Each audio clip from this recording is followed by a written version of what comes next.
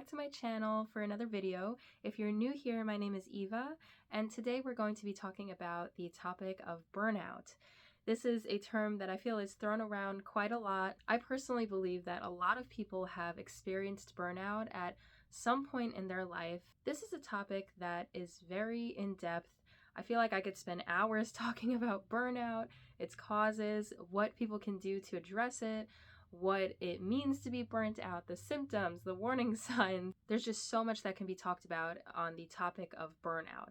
But today I'm going to try to limit it to the definition of burnout, the early warning signs of burnout, and some symptoms that you might experience while going through burnout. I will save ways that you can treat burnout and get out of that burnout cycle for another video, so keep an eye out for that. But today we're going to be discussing the basis of burnout and how people get to that stage. As always, if you're new here, don't forget to subscribe and join my mental health community. And like this video if you want to see more videos like this one. Give it a thumbs up, and even comment down below if you've ever experienced burnout, what burnout looks like for you, and what the cause of it was in the first place, because there's so many different reasons why burnout can happen, even though it tends to happen in your workplace. So we're going to start off with the original definition of burnout. And to do that, we need to go all the way back to the 1970s and talk about a man, Dr. Herbert Freudenberger, who came up with the definition of burnout, talking about just exhaustion from excessive demands on energy, resources, and strength. This doesn't just mean physical exhaustion, even though that's a huge factor of burnout.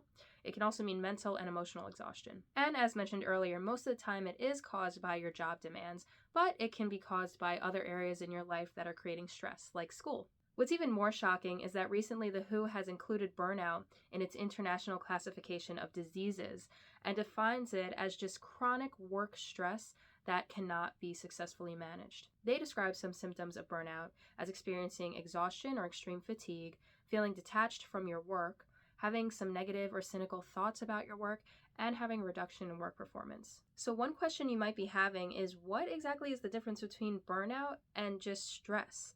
So when you think of stress, stress tends to be temporary, it tends to be intermittent, it tends to be short-term.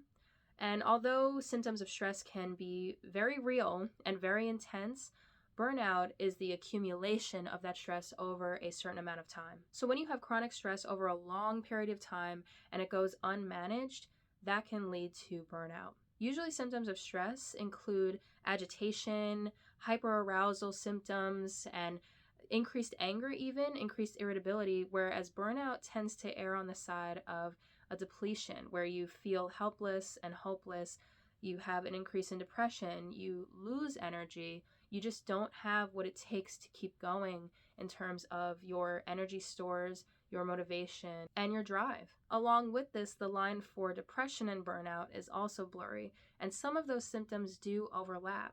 But again, depression might be a result of burnout, and you might be experiencing depression in addition to burnout or because of burnout. It's almost like if you're doing a workout and you are putting your body through temporary stress and you feel okay, but then you keep going and you push yourself a little bit more past your limits and you're tired, but you think that you can still make it through. And then you push yourself even further, way past your limits, and you keep going and going until you completely deplete yourself of that energy and you are just burnt out and you can't go on any longer.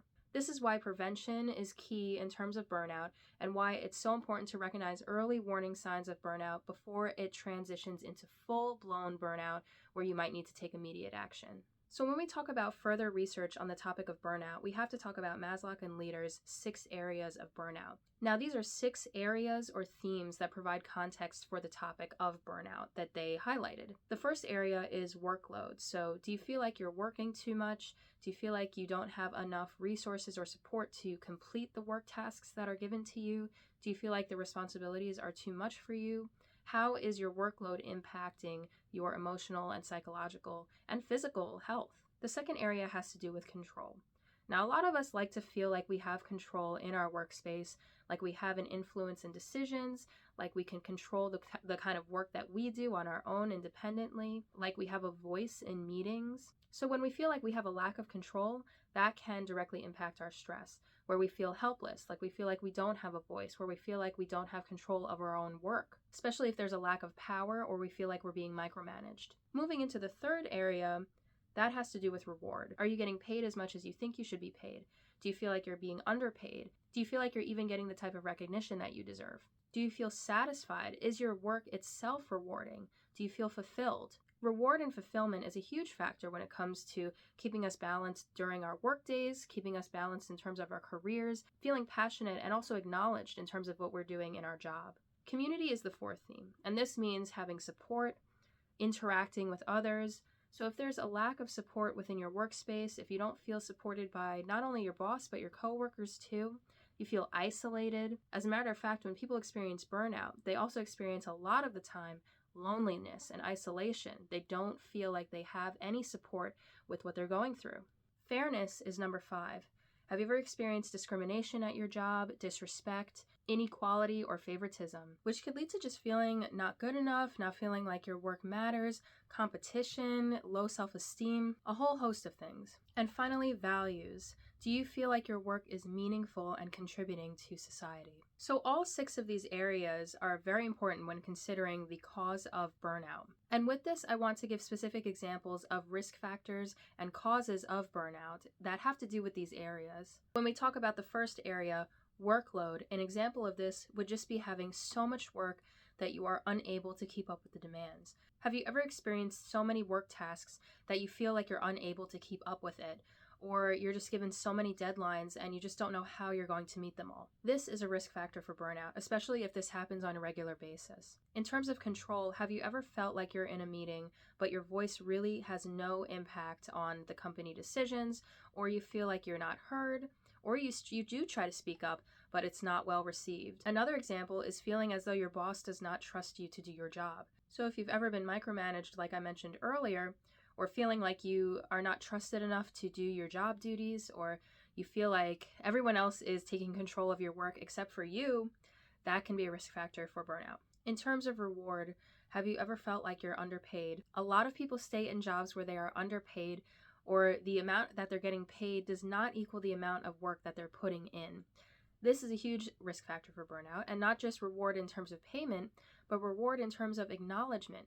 Have you ever felt like you've spent so long working on a project or a task and there was just a complete lack of recognition for your hard work or your efforts? Your efforts were just dismissed and everybody went about their day. That is a risk factor for burnout that has to do with reward. For the community area, a good example of this is feeling isolated from your coworkers. And not just isolated, but even belittled or excluded from coworker groups. Have you ever felt like you couldn't quite fit in, or you try to fit in, but then coworkers tend to push you out again? Not having that support from your coworkers, and on top of that, not having support from your boss, or not given the resources that you need to feel included or to do your job in a way that is part of a team, this has to do with community. For fairness, I'm sure a lot of people have also experienced discrimination in the workplace, or favoritism, where your boss chooses favorites or has a preference for someone who has been working there much longer than you have. In terms of discrimination, this can look like discrimination in terms of your age, your race, your gender, your sexuality, any of these factors that can play a role in being treated differently. And like I said before, this can elicit feelings of powerlessness because you might feel like you can't really speak up about these issues, or it's uncomfortable. These are sensitive topics and you feel like you can't really bring this up with anybody and you don't want to lose your job. And in terms of favoritism, having that constant pressure on yourself to overachieve or outperform your competition in terms of who is your boss's favorite. And finally, in terms of the values area, this would mean doing your job, completing your tasks, but not feeling fulfilled at all, not feeling that sense of purpose, feeling like your work is meaningless, not feeling like you're contributing to society, feeling like you're not doing something you love, feeling empty. So that's important as well. So I know that was a lot, but let's move on to the warning signs of burnout. So this is when you want to start taking action. This is when you start noticing the symptoms creeping up and slowly kind of interfering with your life. This can include symptoms like abnormal fatigue, a little bit more than usual, because I know a lot of us feel tired on a regular basis, but fatigue, that's unusual. This can also include irritability, increased mood swings, anger, frustration, agitation, even boredom. If you feel bored, you feel almost that empty feeling, That can be an early warning sign of burnout. If you notice that you're beginning to become unable to perform work duties, you're late more often, you're behind on your work more than usual, you are struggling with motivation during the workday, you're falling behind on tasks, you're really having trouble focusing and concentrating on the work that's being presented to you, you're beginning to lose passion for your job, you're losing joy during your workday, even getting sick more often is an early sign of burnout because your body physically cannot keep up. We know that physical health is directly related to mental and emotional health. Now, I could go on and on about different symptoms of burnout, and I am thinking of making another video in terms of burnout symptoms in other areas aside from work, like more specifically school burnout or emotional burnout. But for this video, I am primarily focusing on workplace burnout just because that tends to be the most common type of burnout. So moving to full-blown symptoms of burnout. This is when your red flags should come on, your red lights should come on. This is once burnout is already occurring, you're already experiencing it, we're past the buildup, and you are just feeling completely drained. These symptoms can include emotional and physical exhaustion, like you just cannot go on anymore, negative attitude towards work, cynical attitudes towards work, and not just work, but also yourself and your abilities and your self-esteem. Your sleep might be affected, having difficulty falling asleep, and also having difficulty waking up to get to work, having trouble staying asleep throughout the night, maybe even having nightmares. If you work with people, your attitudes and behaviors during interactions might completely change. Instead of being a little bit more patient with others, you find yourself becoming more irritable and impatient. You begin to feel hopeless and helpless. Yes, that has to relate to the control factor, but also just in general, this can impact other areas of your life. And like I said before, burnout can lead to depression and it can overlap. Your needs in terms of self-care and even just personal needs are being neglected at this point.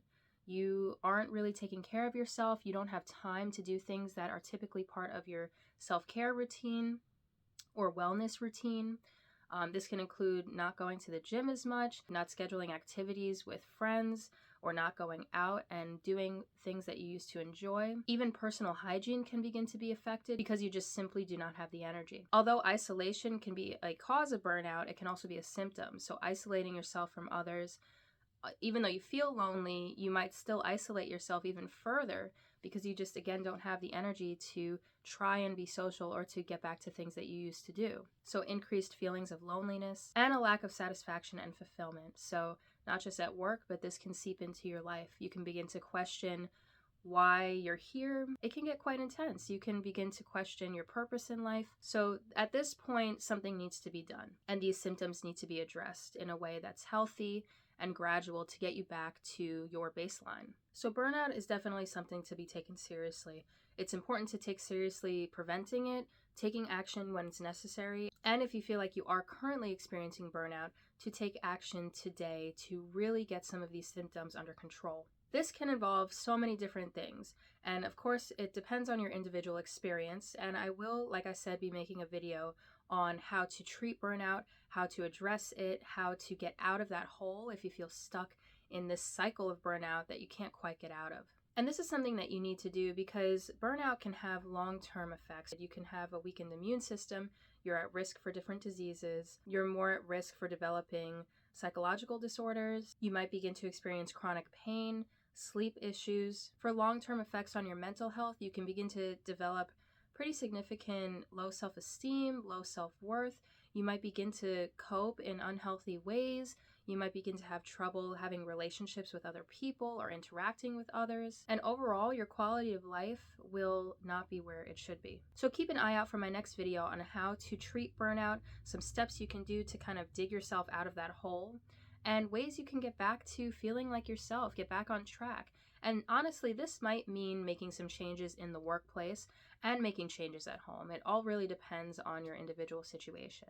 Thank you so much for joining me today.